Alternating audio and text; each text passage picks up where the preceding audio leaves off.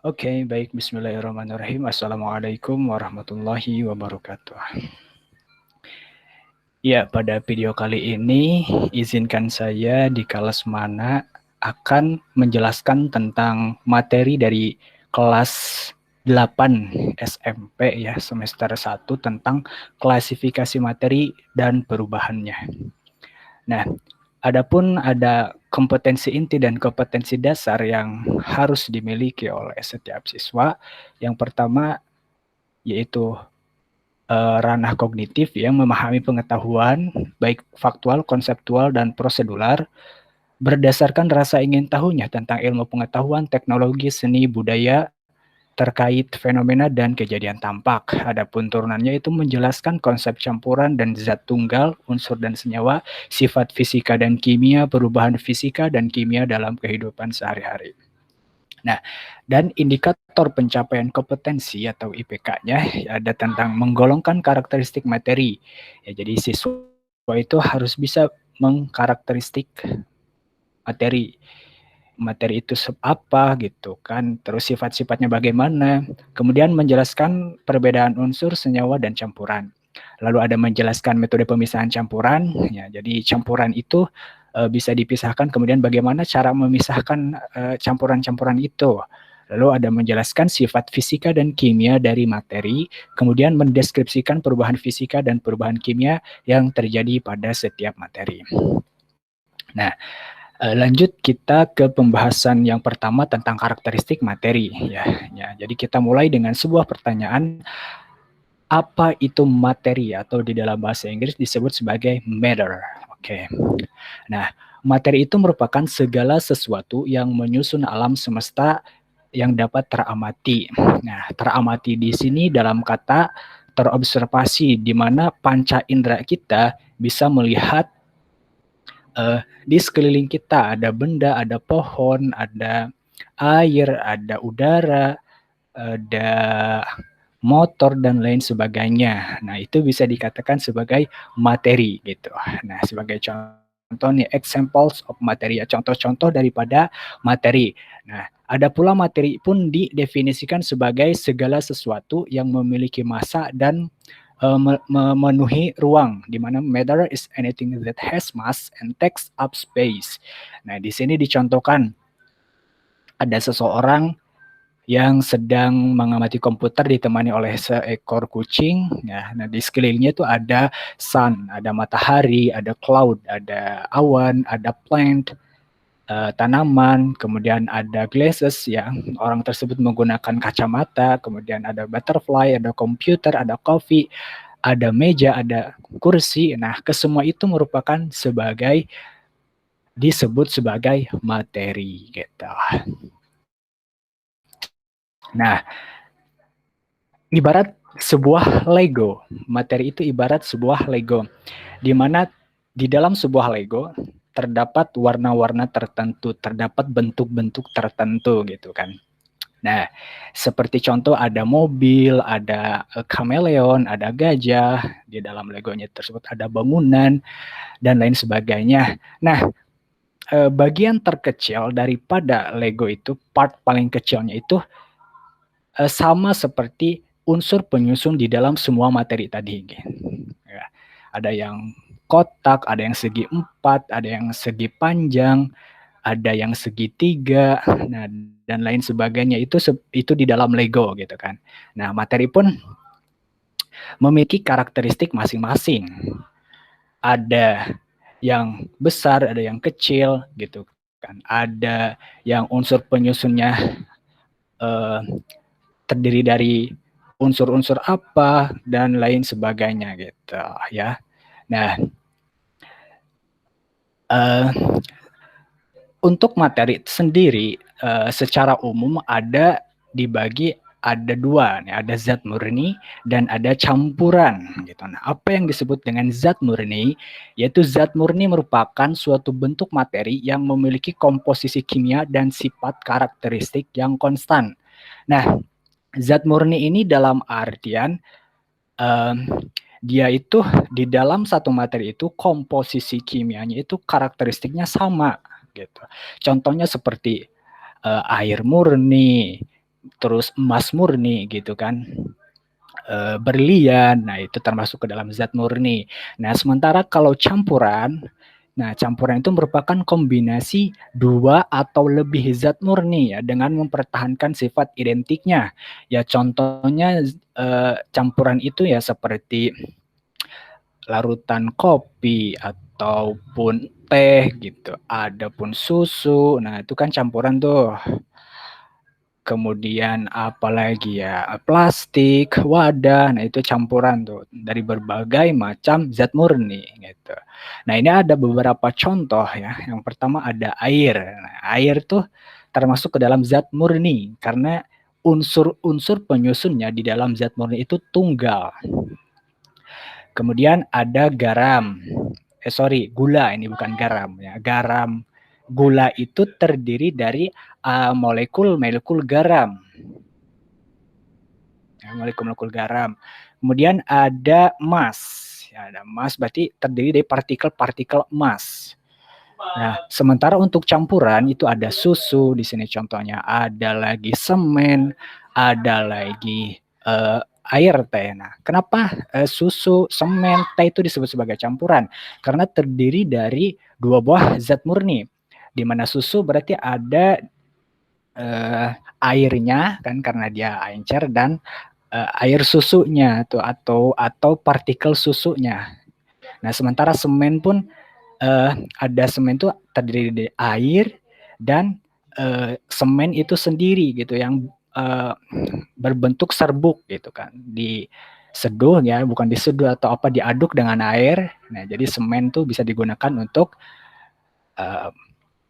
membangun bangunan gitu. Lalu ada teh ya, teh itu juga terdiri dari partikel teh atau unsur penyusun itu berarti teh murninya dan air gitu. Jadi bisa dibedakan ya antara mana campuran, mana zat murni.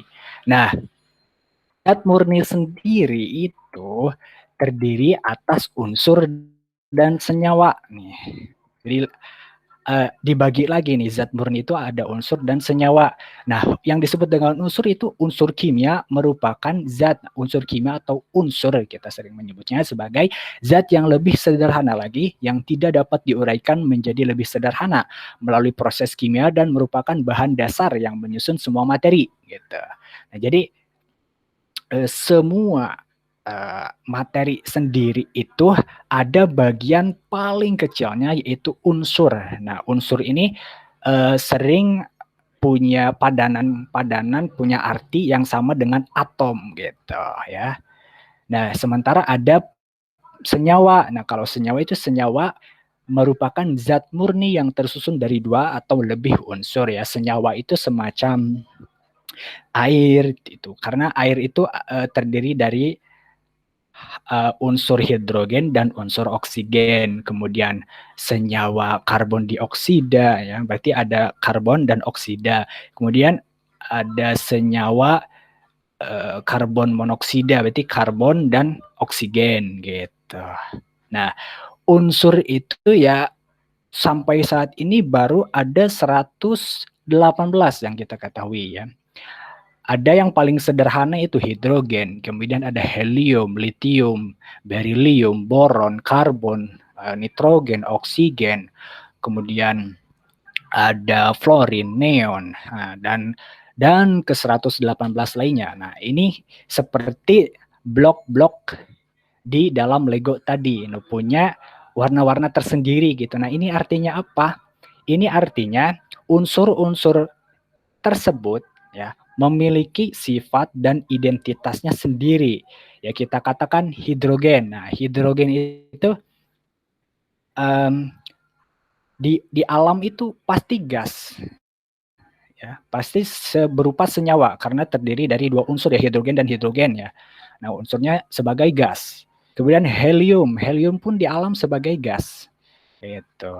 Kemudian ada unsur organik yaitu karbon nih. Semua benda ini pasti ada unsur karbonnya. Gitu. Sehingga ada hidrokarbon gitu, ada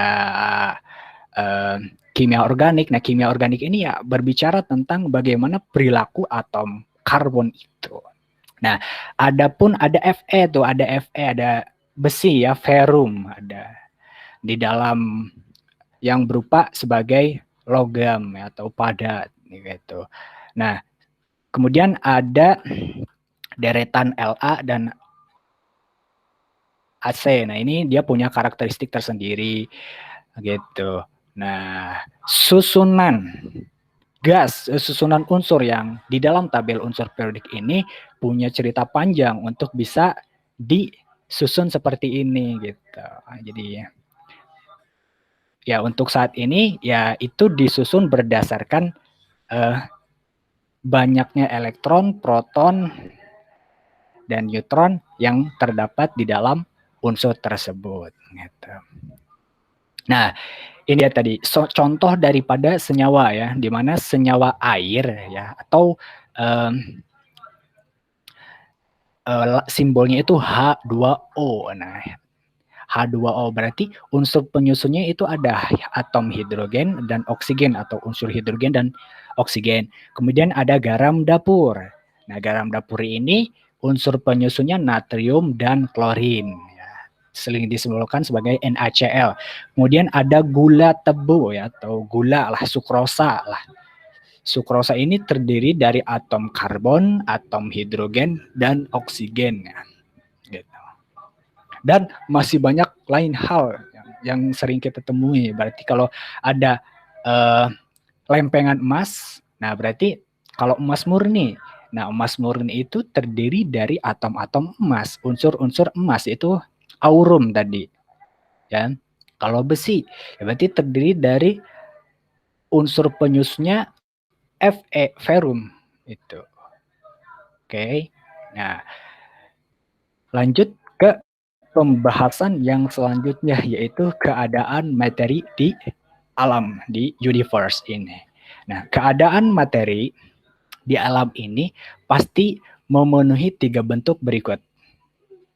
Ya, ada padat, ada cair, dan gas gitu. Nah, padat ini kita bisa lihat nih bagaimana kita pun bisa menyentuhnya gitu kan. Kalau padatan bisa kita genggam, bisa kita rasakan teksturnya karena padat itu keras gitu kan, tetap si bentuknya itu. Kemudian ada cair ya. Nah, cair ini contohnya seperti air ya. Dia itu kalau dimasukkan ke dalam botol ya bentuknya seperti botol. Kalau dimasukkan ke dalam baskom, dia bentuknya seperti baskom. Kalau dia dimasukkan ke dalam tabung reaksi misalnya. Nah, bentuknya pun seperti tabung reaksi. Dan ada gas. Nah, kalau gas ini dia kita sering umumnya kita tidak bisa melihat gas itu. Ya contohnya seperti ini napas kita aja atau udara yang keluar dan masuk ya melalui hidung kita. Itu kan kita tidak bisa melihat tuh gas yang masuk ke dalam hidung maupun yang keluar dari hidung kita. Gitu. Nah, sehingga kalau kita lihat dari susunan unsur-unsurnya, susunan atom-atomnya, susunan molekul-molekulnya, nih bisa kita lihat kalau unsur padat. Ya. Unsur padat itu dia memiliki susunan molekul yang rapat. Ya, susunan molekul yang rapat. Contohnya seperti es. Dia punya ikatan-ikatan tersendiri. Ya, sehingga keras. Ya, karena susunan molekul-molekulnya pun rapat. Nah, beda dengan yang cair itu. Air itu contohnya tuh. Contohnya air. Itu susunan molekul-molekulnya terpisah-pisah. Ya, dia bisa menjauh, bisa mendekat gitu susunan molekulnya itu. Sementara kalau gas, renggang sekali kalau gas itu susunan molekulnya ya. Nah, sehingga kita bisa simpulkan bahwa padat itu ya zat padat itu memiliki struktur yang tetap. Kemudian bentuk dan volumenya pun tetap juga. Nah, serta susunan atom-atomnya tadi rapat. Nah, sehingga kita bisa pegang, kita bisa lempar gitu kan. Kalau kena muka ya sakit gitu kan. Berbeda dengan cair tadi. Ya, kalau cair ya bentuknya mudah berubah gitu karena mengikuti bentuk wadahnya, tetapi volumenya tetap. Susunan atom-atomnya tadi kita lihat renggang ya. Nah, apalagi kalau gas ya. Gas itu terdiri dari atom-atom yang sangat renggang sekali ya, serta tidak seperti padat dan cairan. Ya, tidak memiliki bentuk dan volume yang tetap. Gas itu.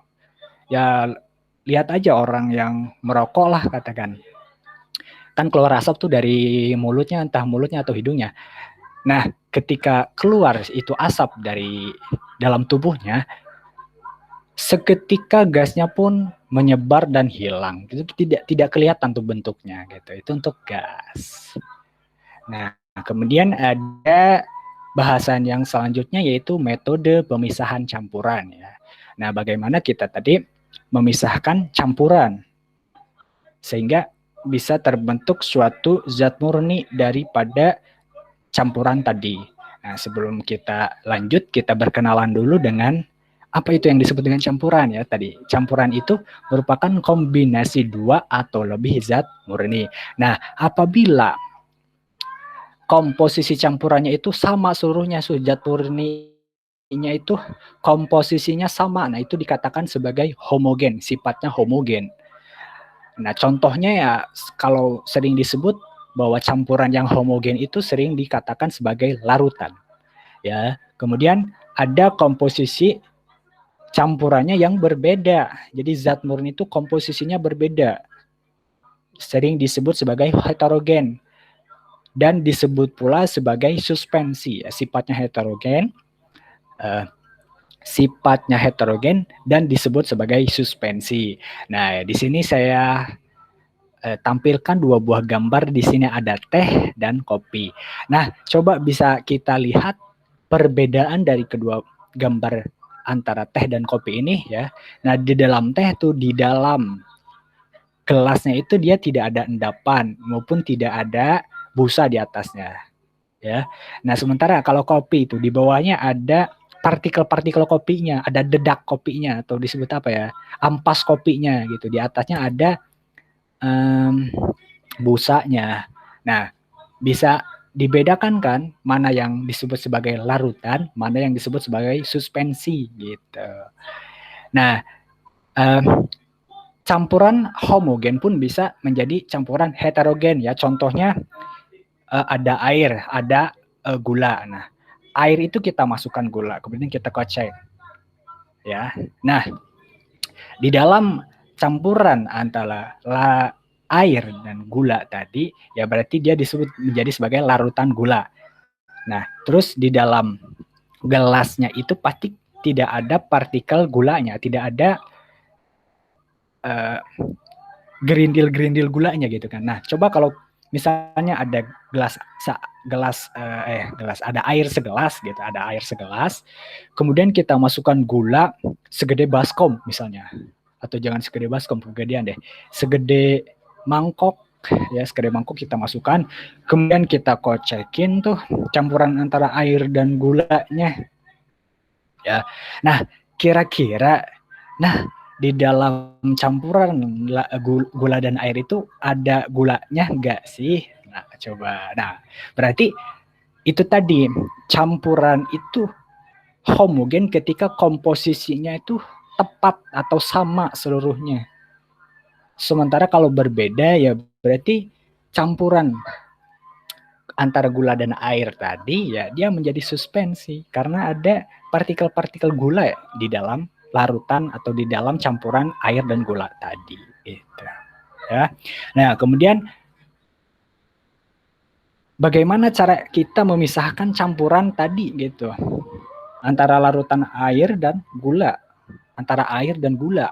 Nah, ada beragam cara yang bisa kita gunakan. Yang pertama ada filtrasi, penyaringan, ada sentrifugasi, ada destilasi atau penyulingan, ada kromatografi, dan ada sublimasi. Nah, filtrasi atau penyaringan merupakan pemisahan material padat dari cairan dengan melewatkan campuran pada penyaringan atau penapis. Nah, contohnya saya gambarkan sebagai ketika menyeduh kopi. Nah, di bagian wadah yang hitam itu dia terdapat kopi. Kemudian ada semacam penyaring dari kertas. Nah, kita tuangkan, lalu ada tetesan air kopi ya dari penyaringnya tadi, sehingga turun ke bawah. Nah, ini termasuk ke dalam filtrasi, contoh dari penyaringan. Gitu. Kemudian ada sentrifugasi. Sentrifugasi itu ya pemisahan material dengan cara diputar pada alat sentrifugal. Nah, itu gambar di samping, ya, gambar yang tertera dalam salendia saya, itu merupakan alat sentrifugal. Ya, alat sentrifugal itu berfungsi untuk ya prinsip kerjanya tuh berputar, ya, berputar. Nah, sehingga untuk pemisahannya caranya dia masukkan dulu ke tabung reaksi itu si campurannya. Nah, nanti akan terpisah mana masanya yang lebih berat, mana masanya yang lebih ringan tuh. Dia akan terpisah secara otomatis. Nah, material atau ya campuran yang di dalam campuran itu bila terdapat material yang masanya lebih besar, dia akan berada di bawah, di bawah. Nah, sementara yang lebih ringan ada di atas. Itu proses sentrifugasi. Kemudian ada teknik destilasi atau distilasi ya. Destilasi itu kata tidak baku. Nah, kata bakunya distilasi. Nah, distilasi ini pemisahan campuran dengan memanaskan material padat atau cair sehingga menguap, kemudian disalurkan pada bejana terpisah melalui kondenser sehingga dingin. Nah, prinsip kerjanya ini perbedaan titik didih, ya, titik didih suatu campuran. Nah, bila misalnya terdapat beberapa campuran tuh di dalam, terdapat beberapa zat murni tuh di dalam campuran itu panaskan, nah maka akan terpisah secara sendirinya mana yang berada di suhu tinggi, mana yang berada di suhu rendah gitu, mana ada yang berada di suhu medium. Nah, contohnya itu sering terjadi di dalam pembuatan oil atau minyak bumi ya, minyak mentah tuh ketika ingin menjadi gas, ketika ingin menjadi aspal, kemudian menjadi bensin, solar. Nah, dia punya tingkat didih yang berbeda-beda, titik didih yang berbeda-beda. Nah, sehingga kita dapatkan itu dari minyak mentah tadi, ada yang kalau di sini ditulis sebagai refinery gas ya, atau menjadi gas, ada yang petrol atau aspal, kemudian naftalen, kemudian kerosin, ada diesel ya, lubricating oil, ada fuel oil ya, dan residu. Residu itu berarti dia yang paling paling tinggi dah tuh di sana, paling tinggi titik didihnya gitu. Kemudian teknik pemisahan yang selanjutnya itu kromatografi ya. Teknik kromatografi ini yaitu pemisahan material berdasarkan perbedaan cepat rambat partikel-partikel zat campuran dalam suatu medium yang diam ketika dialiri suatu medium bergerak. Nah, contohnya itu seperti yang Anda lihat. Nah, di sana ada kertas ya, ditetesi beberapa materi yang warnanya berbeda ya. Ketika dia digerakkan tuh si kertasnya pelan-pelan, nah maka akan berpisah tuh itunya. Nah, dia akan di larutan bawahnya itu kan ada sebuah larutan tuh, dia terserap sama kertasnya, lalu akan terbawa deh tuh si warnanya itu, sehingga kita di akhir, di gambar yang paling kanan itu terlihat perbedaan warnanya, gradasi warna yang berbeda gitu. Nah, itu contoh daripada kromatografi. Kemudian teknik pemisahan yang terakhir yaitu sublimasi ya. Sublimasi ini ya teknik pemisahan campuran dengan cara sublimasi. Apa itu sublimasi? Sublimasi itu berubahnya zat padat ya menjadi gas karena dipanaskan tuh di sini. Contohnya seperti ada di dalam apa ya ini namanya, tabung reaksi, bukan tabung reaksi, atau apa ya ini namanya, aduh saya lupa ini apa ya namanya. Nah di dalam wadah itulah, di wadah itu ada campuran kapur barus dan pasir, dipanaskan tuh. Nah maka dia akan menguap kan, akan menguap. Nah di atasnya kita kasih es batu. Nah kemudian di bawah lapisan es batu tadi akan terbentuk kapur barus yang mengkristal ya. Kan di bawahnya terdiri campuran kapur barus dan pasir tuh. Ya karena kapur barus punya titik didih yang rendah atau titik lebur yang rendah. Nah, maka kapur barusnya dulu tuh yang akan mengkristal. Nah, setelah kapur barus baru pasir. Pasir mungkin enggak dia menguapkan atau menyublim. Dia punya titik leleh yang tinggi tentunya ya. Setelah itu kita akan memahami bagaimana sifat fisika dan kimia daripada suatu materi. Nah, sifat fisika itu sebagai karakteristik suatu materi yang dapat diamati dan diukur tanpa mengubah identitas materi tersebut. Ya, ini sifat fisika itu kata kuncinya ada pada diukur, dapat diukur. Berarti dia butuh pengukuran ya. Nah, contohnya seperti kita katakan air lah. Air. Nah, sifat-sifat fisikanya apa? Masanya bagaimana? Kan kalau kita pengen tahu masanya berarti airnya ditimbang. Kemudian volumenya bagaimana? Nah, berarti kita ukur wadahnya tuh volumenya berapa meter berapa meter kubik gitu atau berapa liter. Kemudian kalau kita ingin tahu suhu daripada air tersebut ya kita pakai termometer. Nah, berapa derajat Celcius kah air tersebut? Gitu. Kemudian kalau misalnya emas, nah kalau emas pun masanya berapa, kemudian panjang emasnya berapa, lebarnya berapa, tingginya berapa, gitu. Nah itu termasuk ke dalam sifat fisika. Nah kalau sifat kimia apa ya? Sifat kimia itu karakteristik suatu materi untuk mengalami reaksi kimia. Nah karena ya sifat kimia itu berhubungan dengan reaksi kimia, tentang reaksi-reaksi sehingga nanti akan didapatkan zat baru dari reaksi tersebut.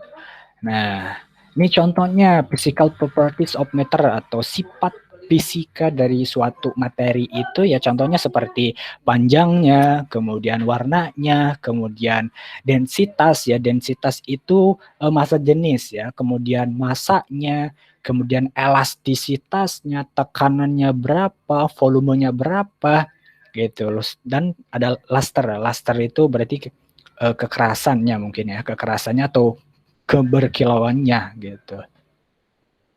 Kemudian kalau chemical properties ada oxidation states atau keadaan oksidasi ya, ketika oksidasi ini berarti seberapa reaktif dengan oksigen gitu. Kemudian ada chemical bonding ya, chemical bonding atau ikatan kimianya bagaimana.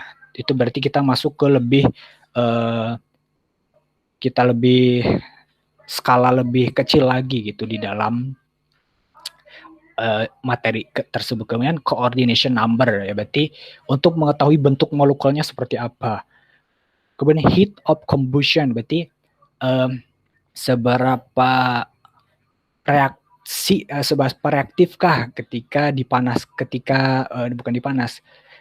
ketika disulut api gitu ya, heat of combustion atau pembakaran gitu, panas ketika dibakar panas gitu. Kemudian toxicity ya, racun, seberapa beracun, flammability berarti mudah terbakar.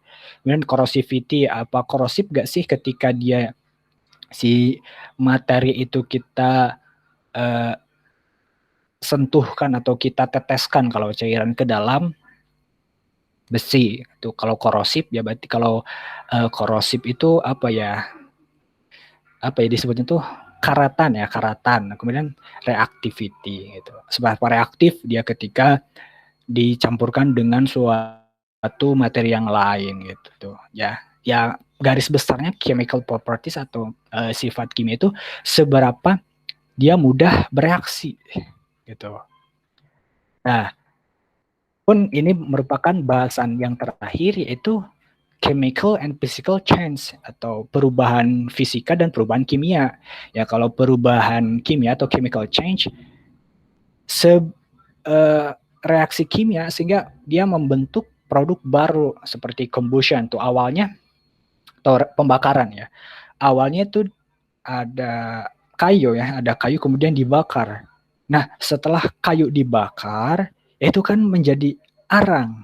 Nah, itu terbentuk produk baru, berarti telah terjadi perubahan kimia gitu. Kemudian ada rottingnya berarti apa namanya? Pembusukan ya, pembusukan. Misalnya ada buah-buah segar di sini ada itu merupakan buah pir ya.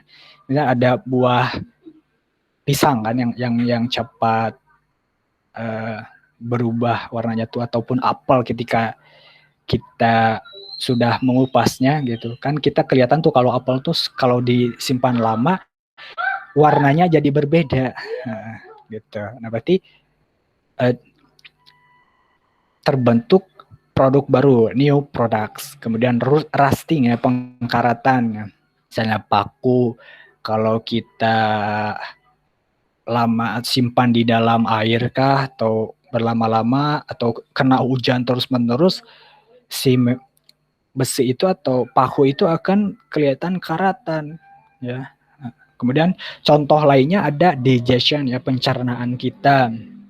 Yang awalnya kita makan nasi, kita makan tahu, kita makan ayam gitu. Ketika keluar dari dalam tubuh kita, bentuknya jadi berubah gitu. Nah, itu artinya telah terjadi perubahan kimia. Nah, kalau perubahan fisika apa? Kalau perubahan fisika ya contohnya melting. Melting, meleleh kayak seperti es krim. Es krim meleleh tuh ataupun es gitu yang mencair. Terus ada shredding ya, shredding itu terpotong-potong ya atau jadi kalau apa ya bentuknya tuh jadi kecil-kecil gitu ya. Kemudian kalau boiling, kalau dipanaskan ya dia menguap gitu. Nah itu perubahan fisika tuh. Kemudian kalau chopping ya dipotong, ada papan kita potong berarti dari awalnya misalnya panjangnya atau luasnya kita katakan 1 meter persegi, kita potong setengahnya, kita potong rata berarti jadi setengah meter persegi gitu. Contohnya seperti itu. Jadi masanya pun berubah, masanya pun berkurang gitu. Ya. Nah, itu tadi pembahasan kita tentang karakteristik materi yang telah kita pelajari beserta klasifikasinya. Semoga pembahasan kecil ini bisa membantu teman-teman untuk memahami konsep daripada materi. Terima kasih. Wassalamualaikum warahmatullahi wabarakatuh.